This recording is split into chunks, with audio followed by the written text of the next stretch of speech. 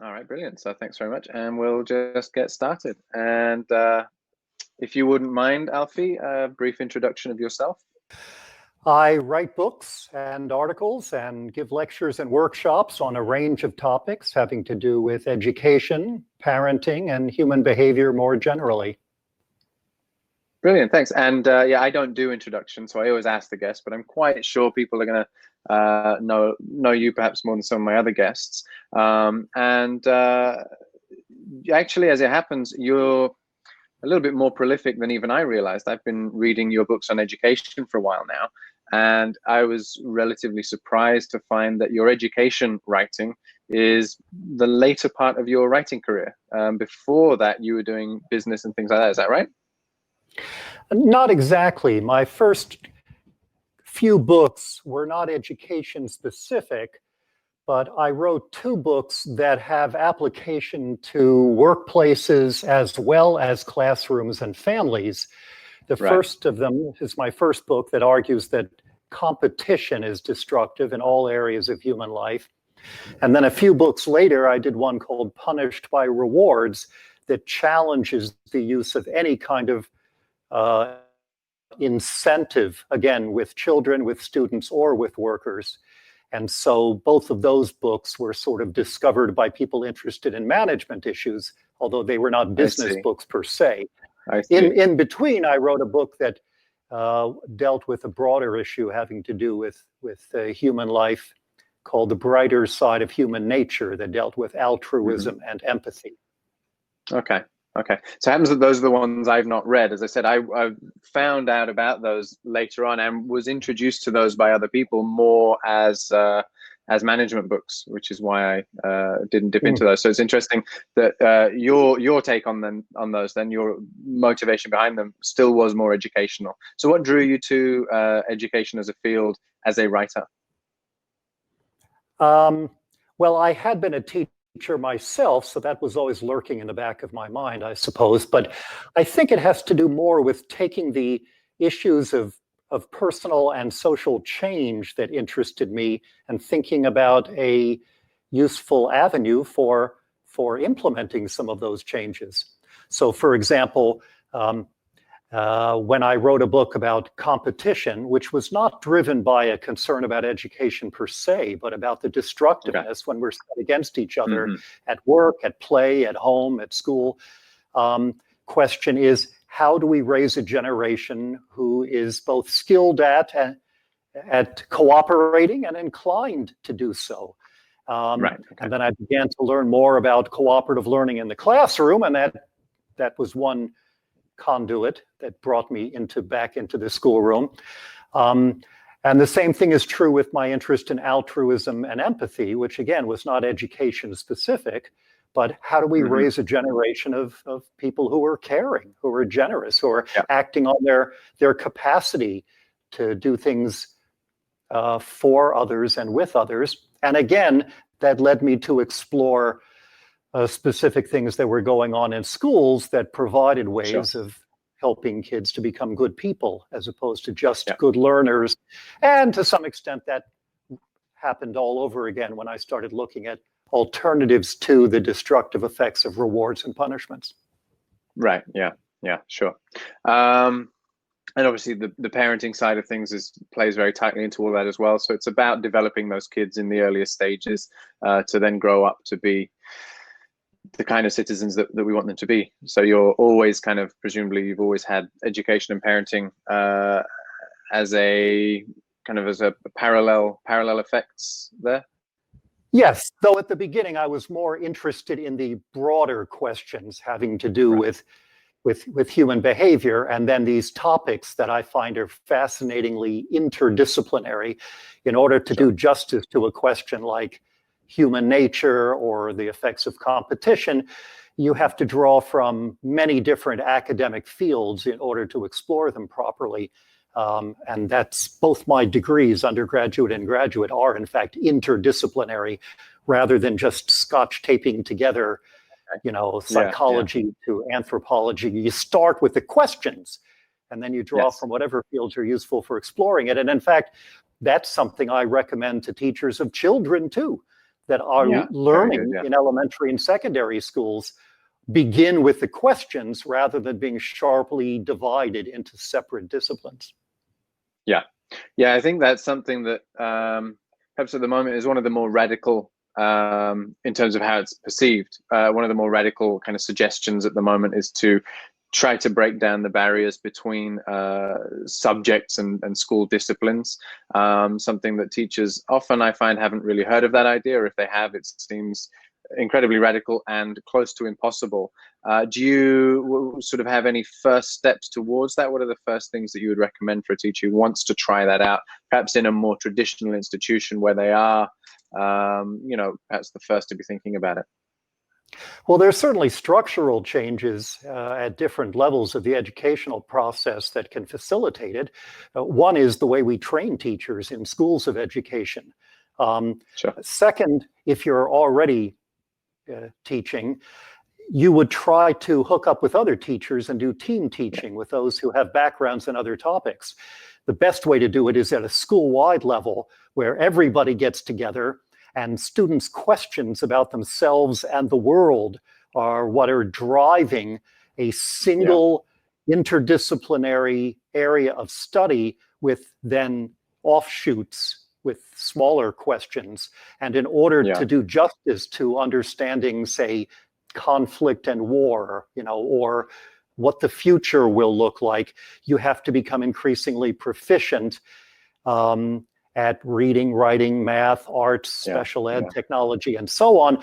And teachers come to think of themselves as teachers of students first, not as a teacher of writing or science first.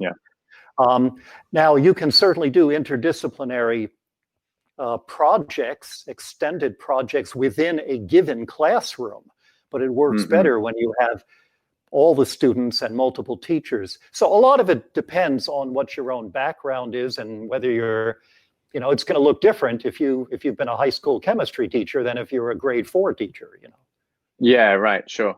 Where you have the kids day anyway. That's it, yeah. But also there's less of a, in the earlier years, the grade school years, primary years, there is less distinction between the subjects as well, because the students are in basically one classroom with one teacher for most of the day. There is more of a tendency, I think, to flow between topics of learning, or to have a kind of a thematic approach to, okay, maybe we have an English period and a maths period, but they're all within a theme that connects them. And that seems to fall away when the kids then graduate into middle and upper school. When it becomes more departmentalized. That seems to happen later, right? Yes, but I think you're being optimistic in suggesting a kind of thematic approach to teaching, even at the elementary or grammar school level. That happens in some schools where there may be, a major project-based approach. We're going to learn about, ancient Egypt, and that will include aspects of history, of reading literature, of mathematics, and so on. But often that doesn't happen. And in fact, even though the kids aren't going from one room to another or one teacher to another, it's, okay, kids, now put away your science books and take out your math books. Or worse, put away your literature, your stories, and take out your spelling books, so that even within language it's subdivided in a way that is not helpful. So there is a necessary change in the worldview, what education consists of, even for teachers with younger children. That's required, I think. Although you're right, it's by the time you're in different rooms with different teachers, you have to rethink the structure of the learning. And sometimes there's a kind of I don't know, a kind of perfunctory way of connecting these things. Like, we've been studying about Japan, boys and girls, so now for our math problem, imagine a train leaves Tokyo heading south. Hiroshi is trying to sell, exactly. And it's not really an integration in any meaningful sense, Now I've seen a few attempts at kind of parallel units, where there might be a unit, can't think of examples off the top of my head, I'm afraid, but where there might be, you know, a unit in the maths book and a unit in the physics book that they can kind of put side by side and find a thematic, but the teachers never talk to each other. There's no actual, you know, there's no actual connection between the two. So I see those, as you say, perfunctory lip service attempts to look like they're doing something like that, but it's not. Even then, it doesn't claim to be interdisciplinary. It's just an attempt to synchronize some of the learning, I think. That's right. It seems as well. So one of the things that I focus on when I'm working with teachers and in my own approach to teaching is essentially an applied approach to teaching. So when I'm working with students, I want them to be applying whatever they're learning to some, you know, problem solving, to real life scenarios and skills. It seems like there's then there can be a fairly clear pathway from that to the more interdisciplinary approach, where if you've got a problem and you're using a more discovery-based approach where students are asking questions, it seems quite natural then, if you allow it, that those questions can just sort of reach out of the confines of the subject that you're in. The question students might ask, a teacher might be tempted to close down because, oh, well, that's not really a maths question, that's more of a chemistry question, so you can do that with your. But if you allow those questions to reach out of the confines of the subject, and maybe that means calling the other subject teacher in, or maybe it means doing some kind of a group. Could that be first steps towards getting this interdisciplinary setup running? Well, I would go further than that. I would start with those questions that are inherently interdisciplinary, right. And then, right. As I like to say, knowledge and skills should be acquired in a context and for a purpose. Yeah, so what troubles me about the scenario you've spelled out is it is sequential in a very traditional way, where first you learn these skills or this bunch of facts, and then if questions come up, you get to apply them. I would turn that on. I think maybe, yeah, sure. No, I think maybe I didn't describe that well enough. I'm saying the same as you, where essentially I want that there's a need arises where the students are saying, you know, I want to be able to do this thing. But at the moment, what I face most often is that attempting to do that, we're still in the box of subjects, because, you know, those are the schools that I work with. So we're trying to turn the process around to be need oriented, to be explorative. But, you know, I can do that with one teacher at a time. And the fact that they're in their boxed off classroom doesn't limit that approach.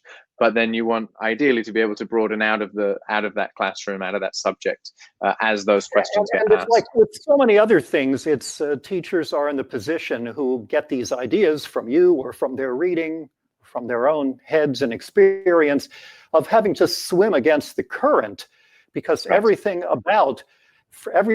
from books, using textbooks that are discipline subject specific, to the schedule of the day where, you know, you only have X minutes with them, to the fact that they have been certified or credentialed in a given field, to the closed door, you know, egg carton approach. Everything about it makes it harder to do the kind of learning that's deeper and that helps kids to become more enthusiastic, and to take this kind of question-based approach. I wrote a piece couple of years ago, which is on my website, called Who's Asking, which burrows down layer by layer and thinking about a question-based approach to learning, which only incidentally addresses the interdisciplinary nature of this. But first is to make sure we're asking questions that don't have simple right answers, that are open-ended, generative, thoughtful, and so on. You know, we've got to stop questions like, what's the capital of Italy? And start with questions like, what would the world be like if there were no countries? Right. Why, how, and what if? Yeah, good. But then the next step, and this is perhaps the hardest one for many teachers, given the way they've been trained and what's expected of them, is to make most of the questions that drive the learning the students' own questions, not even the cleverest, most thoughtful interdisciplinary questions that have been created unilaterally by adults and imposed on the class. And then the step after that is for the students' questions to be driving the entire curriculum, not just a peppy discussion at the end of my lecture. But we're beginning to question this. There are so many features in which teachers trying to do things in a thoughtful, progressive, student-centered manner are forced to overcome institutional barriers to this. We've been talking about interdisciplinary or question-based or project-based teaching, but it's true of many other respects that I also write about, such as if you have to give a grade or a mark, and I'll talk about this for as long as you want, that is inherently going to destroy depth of thinking and interest in learning. So I tell teachers, do everything you can to make grades as invisible as possible to kids for as long as possible, and never put a number or letter on any individual assignment, or else you're part of the problem. But still, they have to swim against the current if they're forced to turn in a letter or number for the kids at the end of the term. And so that's why it's so important to make changes at the systemic level, rather than making teachers constantly having to do stopgap measures to minimize the damage of the structure as a whole.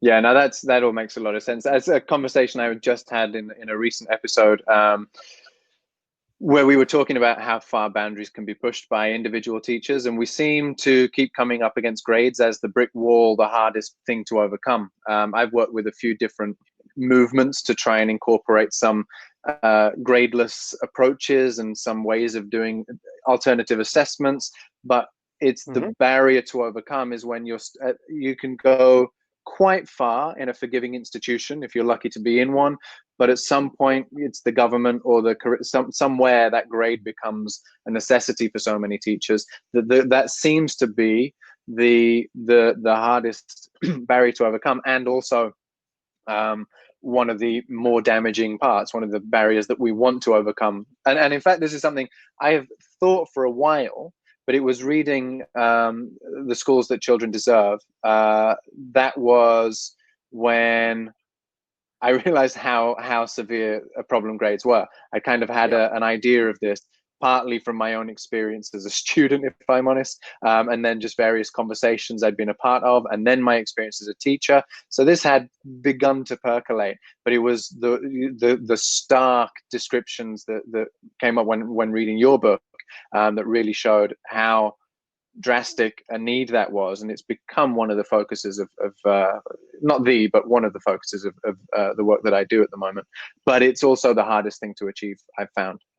Yeah, well, and you can't simply assume that all the teachers you're working with share the premise. Oh no, absolutely not. Yeah, yeah, definitely not. Yeah, yeah. So it's important. It's such a fixed tradition. It is, and it's based on a number of premises about children, about learning, about behavior, that have to be identified, explored, exploded. So to make sure that everyone I will never talk about the specifics of what the alternatives to grades might look like until I make sure that people are on board and understand the intense need for that and what the damage is. And I mean, I like to boast, it's not really that much of a boast, that I've read every study that's ever been done that compares giving children grades with not giving them grades. Okay. And it's not really a boast because there aren't that many studies, although the ones that exist stretch from elementary school to university. And my reading of this, as I guess you know, if you've read that book, and for those who don't want to read a whole book, I have a piece called The Case Against Grades, which is found free on my website, is that if you keep everything else constant, the age of the students, the assignment they're given, and the only difference is Group A is told, see if you can figure this out, and Group B is told, you're going to be graded on this, there are 3 robust differences between the 2 groups, regardless of age. 1, students who are doing something to get a good mark become less interested in the topic and ultimately less interested in the whole field, like science or literature or history. Second, kids who are trying to do something for a grade, if given a choice, will pick the easiest possible task. For example, the shortest book from a list, or the most familiar topic for a project because it's less challenging. Not because they're lazy or because they lack a growth mindset, which is a great phrase for blaming kids for the systemic I'm with you problems. on that one. Yeah. But because they're rational, duh. Right. And they've been coached to think that way. Yeah, of course. And not just coached explicitly, but they can put 2 and 2 together here. If the goal here is to get a 100 or an A, then of course I'm going to avoid challenge, because that maximizes the probability of giving you what you adults seem to care about, which is not thinking. Exactly it's a good grade. And those two pull in opposite directions. And then the third effect, according to the research, is that if you're trying to get a good grade, you tend to think in a shallower fashion, more superficial. You're less likely to ask, yeah, but how do we really know that's true? Or, yeah, but how does that connect with what we were talking about last week when you said, and they're more likely to ask, do we have to know this? Is this going to be on the exam? Number one question, Right. So, but then teachers have to be helped to understand, that the problem is not too many kids getting good grades, grade inflation. The problem is not too many kids getting bad grades. The problem is not what we're grading or whether we put it online. The problem is not that we lack standards-based grading. None of those things address the fundamental problem, which is that grades inherently undermine both excitement about learning and depth of thinking. And if you're turning it into rubrics with numerical scores on multiple criteria, that's even worse. Because now it's funny. This has been in an attempt to move away from grades, introducing rubrics with teachers and getting some enthusiasm, and then finding some time later with a revisit, or when I cycle back around, that they've taken the rubric and they've just appended numbers to the different levels on a rubric or something. So they're just using it to calculate a grade. Most rubrics demand numerical scores. It's not a matter of them putting them. Plus, there's a bigger picture here, which maybe gets beyond the scope of this brief conversation. But if you've read chapter 2 of my book, The Schools Our Children Deserve, you know that there is a lot of research in educational psychology that says when you get kids overly focused on how well they're doing, they become less engaged with what they're doing and less likely to do it well. So the problem is not just grades. Rubrics intensifies the focus typically on how well they're doing. And by the way, if you substitute working toward reaching goals, meeting goals, exceeding goals, that's still grades. Sure, yeah. But even if you substitute other less harmful versions of assessment for numerical scores like grades and rubrics, if kids are still taking their own temperature all the time, being forced to do this metacognitive stuff, what skills am I showing as a reader? Have I improved in this or that? Rather than just reading for the fun of on the achievement levels, and to that extent, they are not engaged with the learning itself. Most of the time, students should not be led to think about how good they are at what they're doing. They should be completely engaged in the doing. And that requires us to make it easier rather than harder by only occasionally checking in with them to think about how is it going and how could it get better. And even then, never using a number or letter. Otherwise, it's much harder to do all the good stuff that you and I are both trying to promote. Sure. So how much of this were you aware of when you were teaching, Alfie, when you were in the classroom early on, before you'd written your books? How much of this were you aware of? How much was it your time in the classroom that raised your attention to these? What was that like? Relatively little is the answer. So I didn't know any of the research about grades, but I instinctively hated them because I saw kids becoming grade grubbers and realized I couldn't blame them for that. I couldn't just give them a huffy talk about why don't you like what you're doing? No, if my curriculum and my pedagogy and my assessment and those of my colleagues have focused them, it's not the kids' fault. But I did do one thing right early on, which is that even when I was teaching at a relatively high performance high school, I said to the kids, I have to turn in a grade for you at the end, but I cannot in good conscience put a grade on any individual assignment. Otherwise, I'm the accomplice of people who know less about learning than I do. I will only write a comment when I have time and talk with you about it. But for these kids who had been totally socialized to think, you know, if I'm not an A-, what am I? It's like existential. Yeah.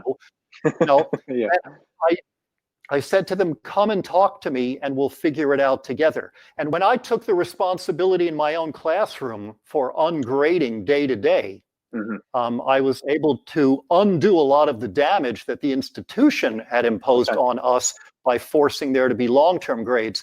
But one thing I did not get right is I introduced this to the students at the beginning by telling them why I thought grades were terrible. What I should have done is I should have done more asking and less telling. Not just about grades, but in general, to elicit their experiences. Moreover, too much of the curriculum was invented by me rather than based on the students' own questions. So a lot of the things I talk about, I did have kids get together in groups, but I didn't know enough about cooperative learning to do that most of the time and well. And I still gave tests because I didn't realize then that tests measure what matters least about kids' intellectual accomplishments.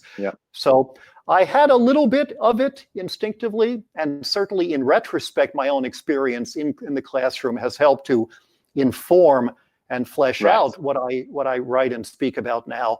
But much of this, I look back and wince at many of the things I did when I was in the classroom.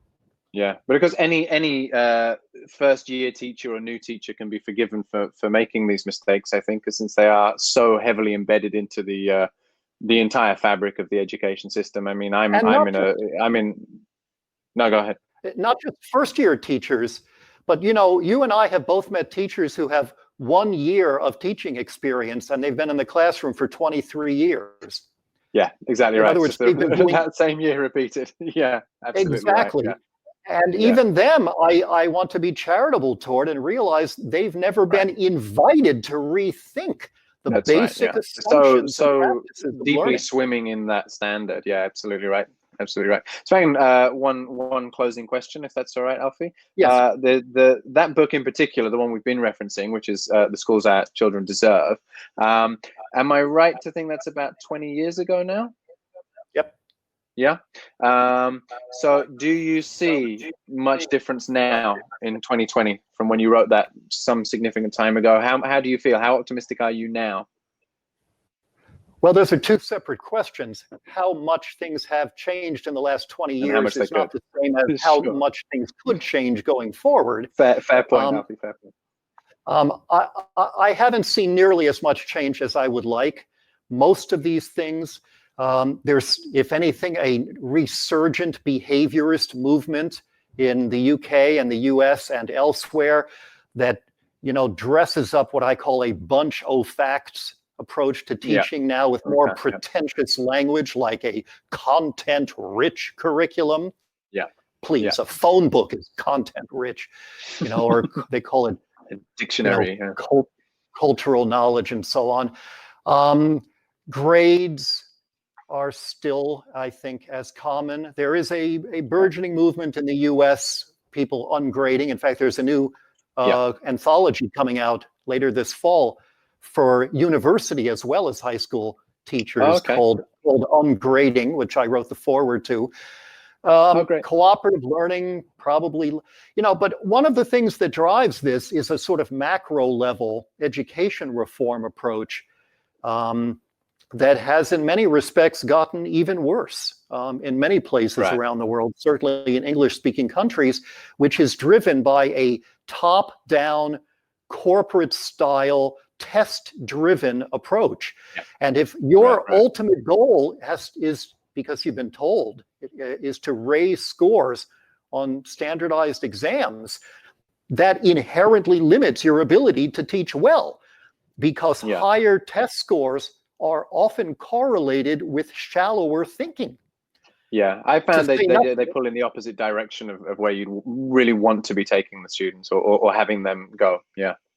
So if the goal of education is still more economic than it is cultivating the capacities of each individual child or creating a democracy, which becomes increasingly important as democracy slides out of our grasp in many countries. Yeah, yeah, absolutely. If politicians and corporate executives continue to think about education as just equipping kids with the compliance skills and battery of skills that they will need to make their future employers more profitable, if education is mostly about not only economic success, but worse, competitive economic success, so our country can defeat other countries, well, then why are we even talking about the micro stuff in the classroom? You know, we're doomed. Right. No, you're right. You're That's right. why we need a macro level rethinking of the point of education, of our goals, as well as getting rid of standardized tests as the metric, in order that we can become more optimistic about creating classrooms that are truly about learning. Yeah. No, I completely agree, Alfie. Well, thanks for your time. It's been a pleasure. And there are, of course, a million threads there that we picked up and could run with. So where should people go after this if they want more detail and more depth? Obviously, the one book that we've mentioned a few times, and you've given your list of books at the start. Is there anything else in particular, whether it's your work or other places that you would direct people towards? My website, which is my name, alfiekohn.org. If you can spell my name with a K for the last name, you're there. If you write .com instead, you get there anyway. It's like magic. Okay. And that includes a list of my books, as well as a couple of lecture videos and hundreds of articles and blog posts on many of these topics that are free. And then, and this is the most important part, these writings, my articles and books, will send you out with exhaustive bibliographies for the writings of other people from whom I've learned so much. Brilliant. And so I would invite people to take advantage of that if anything that we've said today makes them curious or annoyed. Which I hope it does. Brilliant. Well, I'll put those links in the description with the video anyway, and I hope people follow them and check them out. And yeah, once again.